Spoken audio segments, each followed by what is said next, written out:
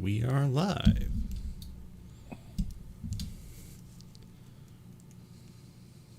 And we're back.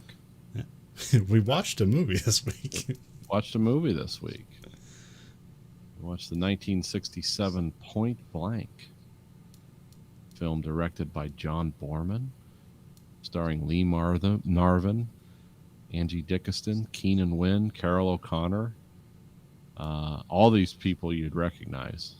Yeah. John Vernon, James Sicking. I remember him from Hill Street Blues. He was the assassin in this. But this was one of those, like, it's a John Borman film, and everyone knows him from, like, well, a lot of people, The Deliverance, and Excalibur, or like the movies they think of. But I also include like Zardoz, Exorcist 2, which was kind of a cool looking film, and then of course Hope and Glory, which is the what was that? Is that a Civil War movie? No, it's about World War II. Oh, okay. So it's like right at the start of the Second World War, and living through. I've watched it once. It's just like people living in London, and like told from the point of a story of what was it? Like a family living through World War II. Yeah, I picked this because it's like, that's Lee Marvin, and he kind of looked like a cop in the picture. It's like, yeah, let's look at this because it's in the film noir section, and like I had no idea it was going to be not about cops, and two, such a weird movie. Well, at least like really the weirdest part of the movie is like the first 20 minutes. It's very esoteric and non-linear. Yes. And then it kind of becomes a normal movie. Yeah, this movie takes a lot of this movie loves to like change filming styles, lenses, cameras, and clothes a lot. Yeah. There are some amazing scenes, and like the best scene in the movie is when he's walking down that long hallway in LAX, and he's just walking purposefully and fast, and his shoes are clicking off the ground, and they keep they kind of echo effect that. It's like, oh yeah, they cut to other scenes, but they keep the footsteps, and it's like, oh, this like is like a metronome for all these different scenes that they're cutting to. Yeah, it's like the most famous scene in the movie. It's like what it's known for is how that was done. Well, actually, what I liked, or maybe it's the weirdest one, is when the one guy just like cackles him to the ground, and he's just like yelling into his ear while there's just like a bunch of people standing around them, and they keep cutting back to it, and like they like, and they even like interpose it with like sex scenes in the movie, and they interpose it with this and stuff. It's like, see, this all happened before. It'll happen again or whatever. And he's like, we'll live forever, come on, you need to help me. It's like it's so weird. Yeah, it's a very odd start to a movie that kind of, it's like, oh, is this like a real artsy film? Like, are they trying to do all kinds of crazy stuff? And then it becomes a straight up like revenge movie. Yeah. Well, I think what they're doing in the beginning there, because it's only an hour and a half, so it's a short movie, but like what they accomplish in like this first 20 minutes is like they're providing the history to the characters without like spending an hour doing it. Yeah. Like, you pretty much by the end of that 20 minutes, like everyone has a backstory. Now you have to fill things in, but they just give you enough information that you can do that. Yeah. But yeah, and then there's this is one of those weird movies that was not successful in America, but is like the favorite crime film of the decade in Europe. Yeah. They loved it in Europe. It wouldn't do so well here. Well, weirdly, it came out the same year as Dirty Dozen. So yeah. Oh yeah. And Lee Marvin's kind of he's a good actor in this, but he's kind of like not a Lee Marvin character you think of. But no, he's way more quiet. Isn't. Well, I guess Lee Marvin's kind of quiet in most of his movies, but here especially. But this guy goes from violence to stillness. Like he's one of those guys that's like he's always thinking about something. Or even when he's doing violent stuff, he seems to like he's like somewhere else almost. I don't know if it's the way it's shot and edited, but yeah, well, I mean, a lot of the times, like, he's not committing violence. He's kind of does that things where he puts other people in a position where they kind of like do themselves in. Yeah. But he doesn't really kill anybody. He just like puts other people in the positions to be killed. Yeah. Because, like, he doesn't throw that guy off the roof. He just kind of, like, he's like, what are you doing? And he's dead. Or, he pushes the guy out to be shot in the LA River. And, like, the only time he's, like, really violent is, like, he comes in to shoot the, what's the guy's name? Is it Mao. Wes or Mao?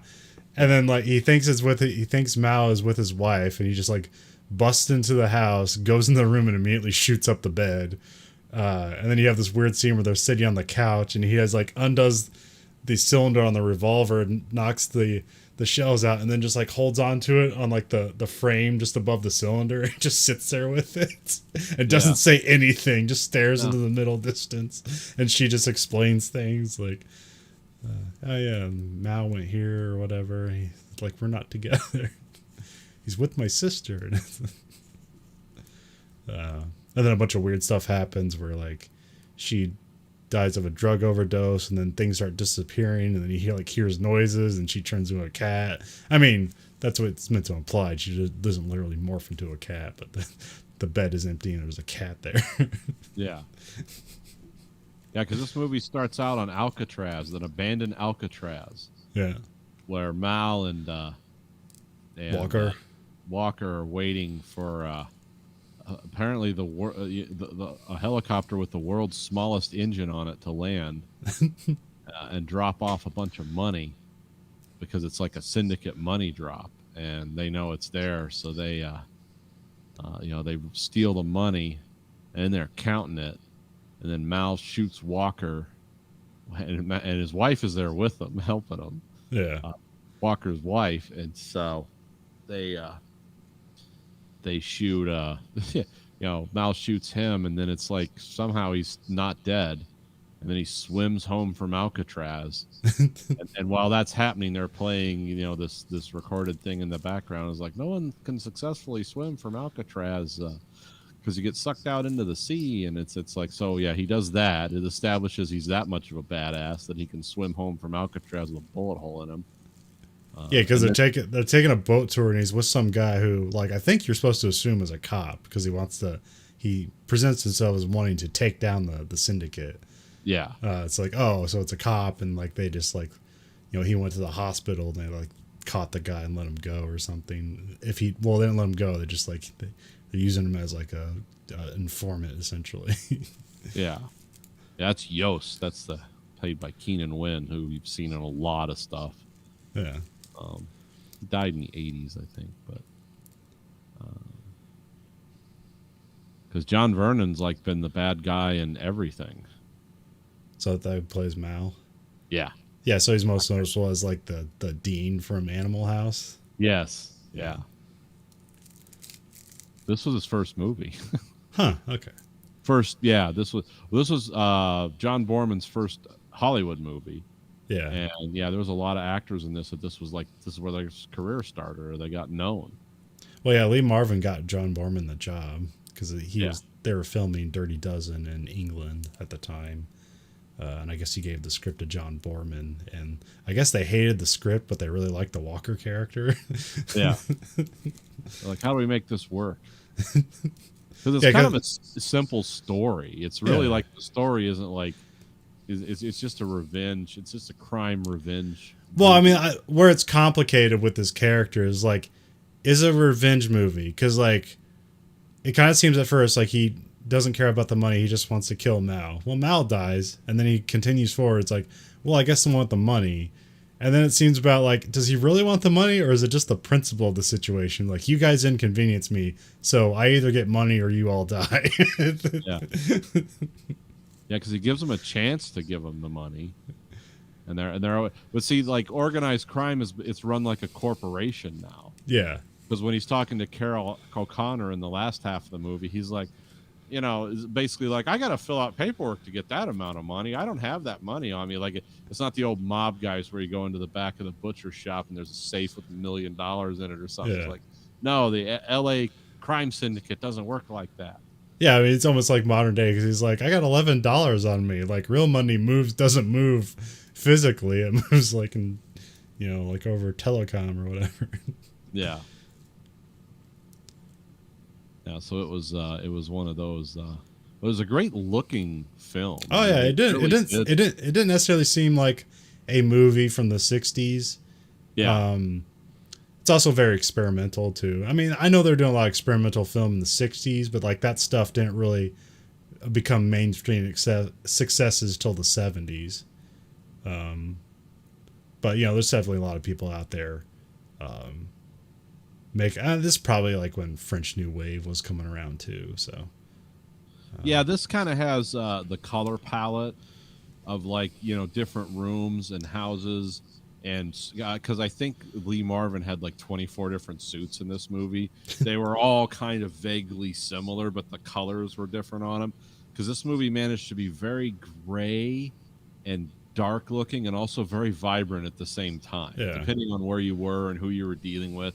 And that seems to me like that's kind of 60s, like, you know, that whole that aesthetic. Well, they seem to make like San Francisco kind of gray and dirty, and they made LA kind of like bright, and new looking. Well, you know that weird color palette they had in like 2001: A Space Odyssey, and and sort of that carried over from A Clockwork Orange, which was a more extreme and that was all done deliberately. This seemed to have some of those same hints to it, like, oh, they're in a red room, and then they're having a fight in the club with, you know, Walker and two other guys are literally beating the shit out of each other. And then they got like screens projecting images of people, and that guy doing like some kind of scat jazz where he's like, he's just going ow, essentially saying ow, like he's doing voiceover for the people getting hurt. Those are nasty fight scenes too. I mean, like Walker and the guy are like inverted, like, you know, head to ass. And he just grabs the guy's legs and just punches him in the balls as hard as he can. It's like, it's a real nasty fight scene. It's not like the two guys just duking it out and someone passes out. It's like, no. This isn't a fight of chivalry. It's like, oh, it's a fight? Well, I win. Because I'm going to punch you in the balls as hard as I can. Hard as I can. Lee Marvin looks like someone who can throw a punch, too. So it's like, oh, yeah, that must have hurt. Lee. I thought so. I remember Lee Marvin. He was in a Twilight Zone episode as a boxer. It was an episode written by was it John Matheson, the guy who wrote I Am Legend? Okay. Yeah, I know who you're talking about. I can't think of the name. Maybe it is Matheson. Is it so? In the episode, boxing has been determined to be too violent, and it is outlawed. And then, but boxing is still around, but robots are now boxers. And then Lee Marvin is like a promoter who used to be a boxer, but his boxing robot doesn't work anymore. So they put some makeup on him, and he pretends to be the boxing robot, and he just gets the shit beat out of him. Oh, okay. And that is the source material for the movie Real Steel, the boxing robot movie with Hugh. Hugh Jackman. Okay. Hugh Jackman. Yeah. Weird lineage.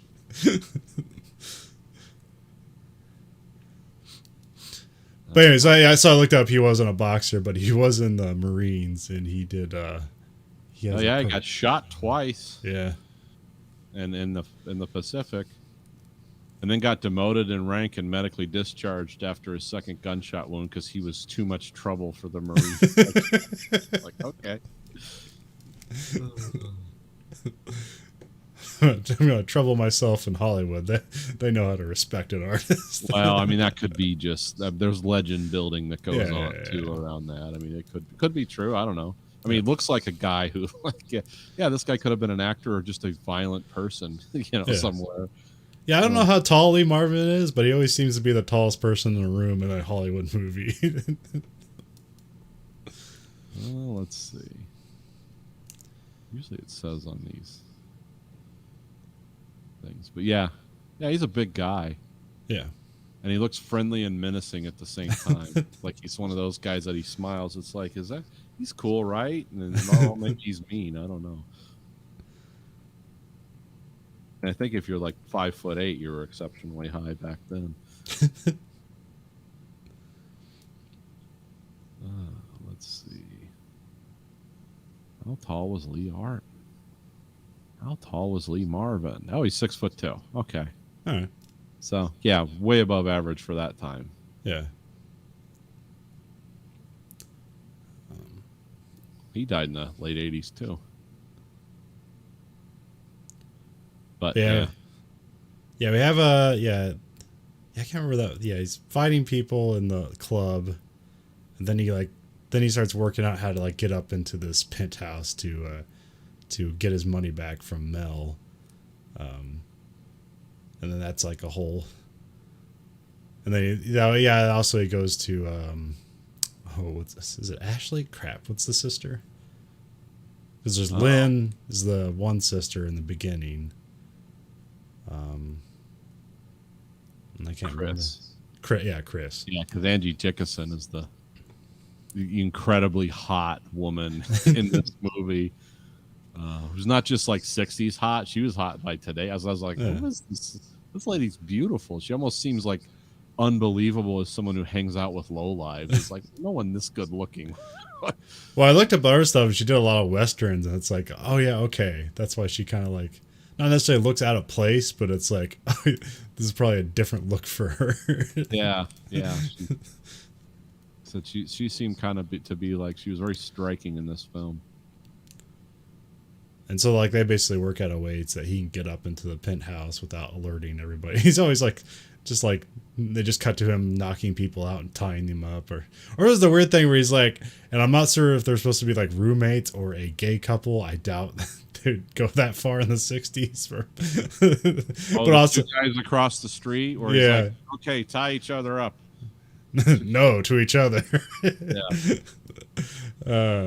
Because like I was also like everybody in this movie, like nobody looks like this anymore. People just don't look like that. So like these guys who look like they're 35 and live in an apartment together, like that might be like 22-year-old college students back then. Right. Because that's what people looked like back then. Smoking and drinking and all these other bad and malnourishment. Yeah, everyone was. Yeah, this movie was full of the 60s. Oh, by the way, the sister deliberately overdosed on sleeping pills. Yeah. That wasn't accidental. I looked at it. All right, in the script it says it's like she overdosed. So, okay. Well, yeah, she said she's been taking sleeping pills because she keeps dreaming of him, right, betraying him. So. And I like it when he comes into her house the first time, like he kicks the door in and just like violently grabs her and drags her along till she falls to the floor, and he falls too, and they leave it in the film. It's like, and then he goes in the bedroom and just shoots the bed, to pieces. Because when he's ready for action, he's a man of action. Actually, one of the bits I like is like when he's like leaving the house. There's a guy who comes up with money to pay Lynn with, and you see that he just has the door's broken, but he bothered to nail it shut with a piece of wood, and then there's a guy there, and he opens up the door and basically pulls the guy in, but the wood with nails is still sticking out from the door that's nailed to, and he's like basically impales him with the wood nails, and holds him up a bit, and then interrogates him. It's like that was a neat little bit. And then hammers the wood back into place with the nails in it with his fist. Yep. Just pounds it back into place. Like okay. And then people are not like this anymore. Well, there's a part where he like looks through the screen window when he's like hallucinating or whatever, and like Polk or whatever his name is just kind of out there. Yeah. But it gets up to the penthouse, and Chris is having sex with Mel, and then he finally like just puts a gun at him, and he just kind of turns to blubber because he's defenseless and naked. Yeah. And then he's like trying to like, yeah, we'll get you your money, and then they end up like near the outside on the balcony, and then he just kind of like accidentally falls off the roof or intentionally. I can't really tell. Yeah. And then they have the weird. Remember, Mal stole that money because to pay back the syndicate. Yeah, it was because he did something. I don't know. Was it gambling debts, bad investments, or did he rip off the syndicate? I don't remember. Yeah, I don't know. He just owed them money for some reason. Yeah, so he bought his back money. The reason he robbed him was to buy his way back in. Yeah. but he needed all the money. That's why he didn't split it with Walker. He just instead shot him and took his wife, but didn't shoot him in the head. Just shot him so he could come back, which wouldn't make a story if he didn't. Yeah, when he fell off the roof, those are some of the best special effects I'd ever seen. That was like, what are they? Is this trying to be weird or? Yeah, they were trying. Well, also I know John Boorman likes to do in-camera effects, so that was probably the best they could do with in-camera effects. Like, because like all the Zardoz stuff is in-camera effects, which there's a lot of clever stuff there. But like sometimes that stuff is like, well, it looks more natural, and then sometimes it looks really goofy. Yeah, I wasn't sure about that choice. I just was like, that looks weird. I mean, they just basically just took a picture and just like pulled away. Yeah, turned it and pulled away from it, and then put it on top of the existing film. So. Yeah. There were so many like jarring moments in this film. I was like, well, maybe that's one of the things they're trying to do. Yeah, I mean, it seems like you just have him fall off, and then just like you could just like cut away to him on the ground, but like they really wanted to usually show him they do that. This case they showed him falling all the way and hitting the ground and gently stopping. Gravity felt mercy at the very end, but then a car ran over half of him, so he didn't have to be completely naked in the road, and they poured blood all over the place. Yeah. Yeah, this was definitely a different movie for that time, though. Yeah. I mean, it almost looks like something you would do.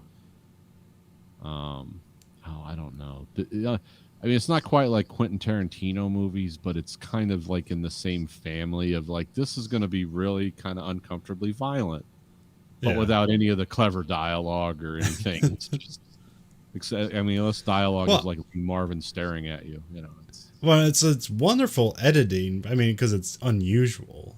Yeah. But like, it's very meticulous editing, because like they're doing a lot of stuff like cuts on sound. They're cutting between scenes and kind of merging them together and showing how they're like, see how this scene is similar to that scene you've seen before, and like kind of drawing conclusions there. And then like it's non-linear a lot of the times, and it's like it's very interesting.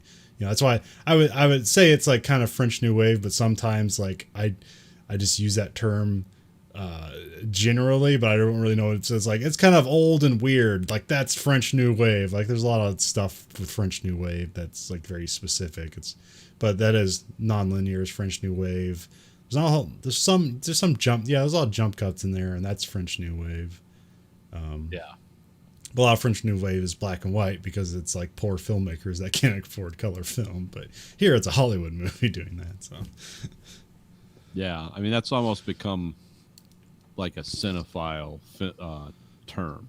Yeah, it's like anything where there's like unconventional editing, nonlinear storytelling, kind of like weird storytelling. Like we're going to show you the end of the movie first, and then show you how you get there. But actually, it would make no sense getting there from here. But that's like it's art, It's well, like kind of that. I mean, the jump cuts were created accidentally because it was just like. Because they didn't have like giant rolls of film, like they're filming with stuff like what you call like tailstock or something like that. It's like it's like if somebody shot like a commercial and you have like a 10-minute roll of film, but they only used 6 minutes of it. Well, it's like you're a young filmmaker who like, I'll take that 2-minute roll of film, and, and then you're like shooting a scene and like stopping and like, or the film like breaks at some point, and instead of like reshooting the scene, it's like, we don't have the money to reshoot the scene. This film is expensive. You just cut that broken scene out, and then like there's a sudden jump to it, and then that becomes a style, and then that's how jump cutting was invented. It's because it's like it was out of necessity, not because they wanted to do that. Yeah, now it's a style because you virtually can film as long as the battery can last or your memory card gets full. Yeah. That's why they take a lot of time in movies now, sometimes focusing on the back of someone's head. But after this, then he goes after the syndicate itself, or who he thinks the boss is. But there's always like somebody above that boss and that boss. Yeah, it's just kind of a weird, menacing scene where he like walks in and he can't really hear him talk. He just like grabs the lady, gets into her ear, and basically whispers very bad things to her, and she like opens up the buzzer. Yeah. And then gets the one guy. Oh yeah, I forgot about the whole scene where like he gets he's at the used car or the car dealership. Yeah, and it's like a demolition derby test drive. Yeah, they're like in underneath an overpass, and there's just like two columns, and he's just like driving them back and forth, and the guy's not wearing a seatbelt. And I think Tell me who did it? Who's giving you the money? And he just keeps doing that. And the guy, I think it might have been a Cadillac or something, because like some name of the car is like imprinted on his forehead because he hit it so many times. Oh yeah. But that guy gets set up to give the money back to Walker, but it's a setup. So Walker kidnaps the boss there and takes him to the L.A. River to do the handoff, and then he pushes him out there, and then like some assassin guy just out there just shoots him. It's like, oh, I don't need to identify the target, just the second guy I need to shoot, and then shoot the other guy. So they shoot the car dealer guy too. Yeah, and shoot everyone.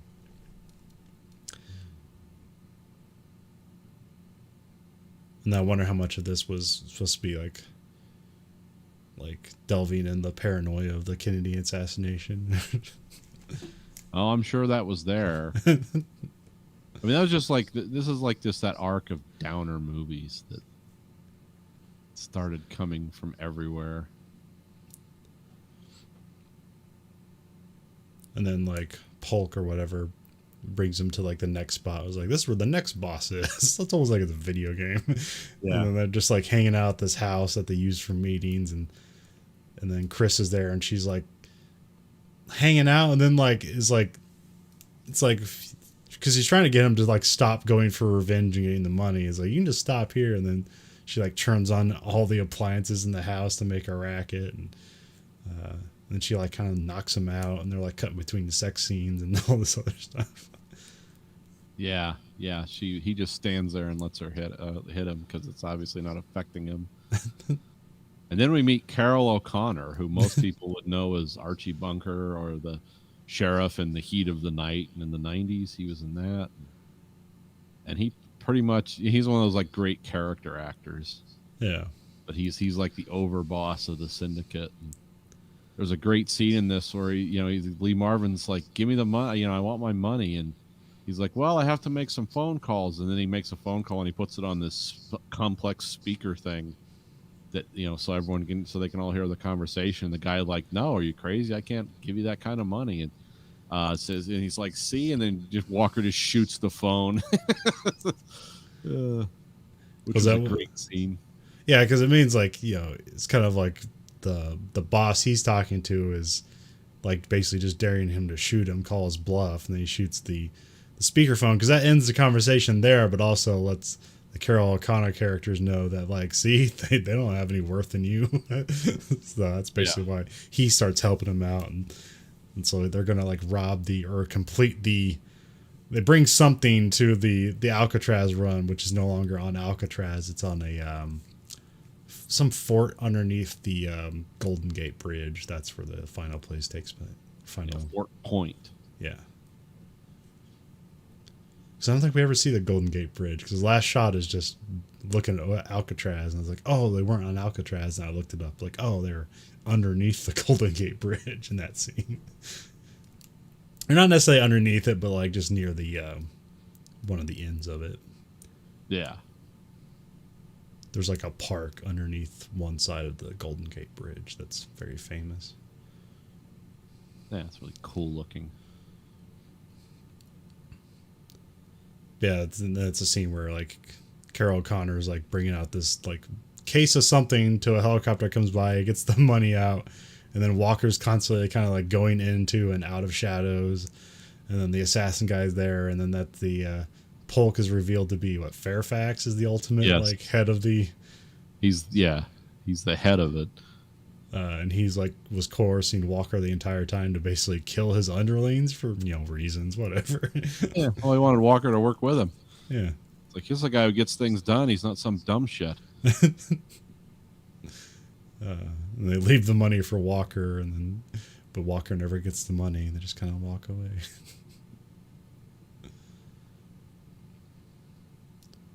Yeah, absolutely not the movie I was expecting when I picked it. No, it's kind of a cool oddball movie. Yeah. And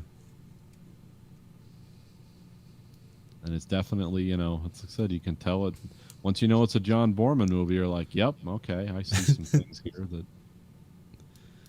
I mean, John Boorman seems to have he has a thing with violence because the Deliverance, that movie sticks with everyone. I mean, mainly because Ned Beatty gets sodomized, but also it's when they finally kill those hillbillies, it's not just a shooting and somebody falls. It's no, they're using crossbows and stuff, and it's it gets crazy. And of course, Excalibur. It's an interesting take on the Excalibur story. A lot of memorable scenes in that, and Zardoz, incredibly violent. Yeah, and incredibly violent. And Zardoz, if you like that. Never actually watched Zardoz. You just watch that one scene from it where the floating head says the penis is bad and the gun is good, and it's like, oh, that's Zardoz, right? It's like, sort of. It kind of has an interesting story, and then The Exorcist too. Like I said, not bad. It's a great looking movie. Doesn't really I think I saw on the list he had directed a movie in 2019 or something with Mel Gibson and somebody. So I didn't know he was still around. Yeah, what's his last movie? Let's see. John Boorman's last movie was The Professor and the Madman. Yeah, that was the one with Mel Gibson and Sean Penn. Yeah. It's basically a historical biopic of the guy who invented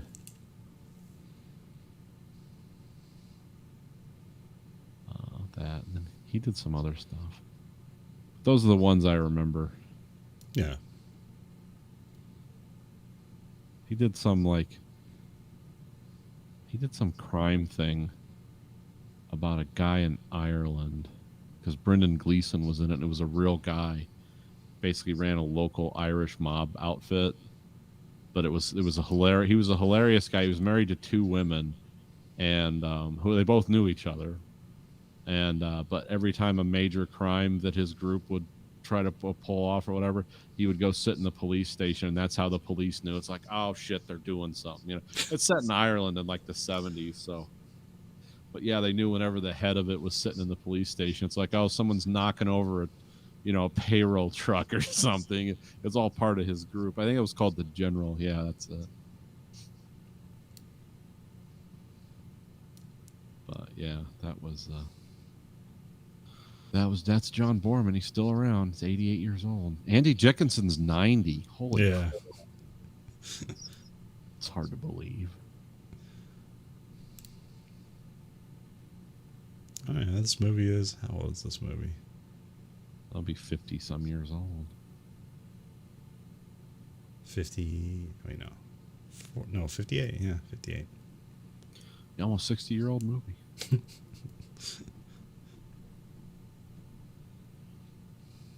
So yeah, Point Blank, check it out.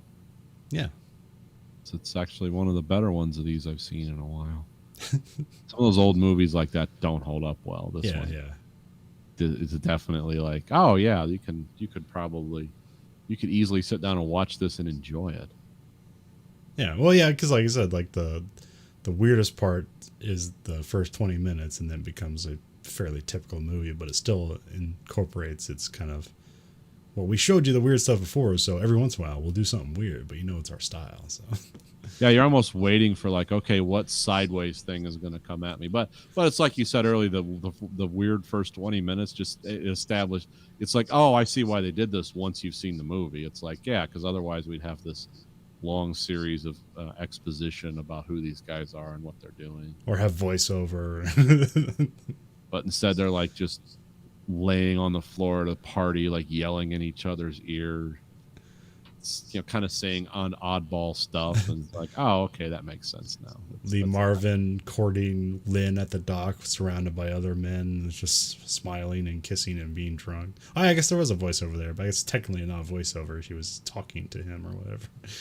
Yeah. And then it's incorporated as a voiceover.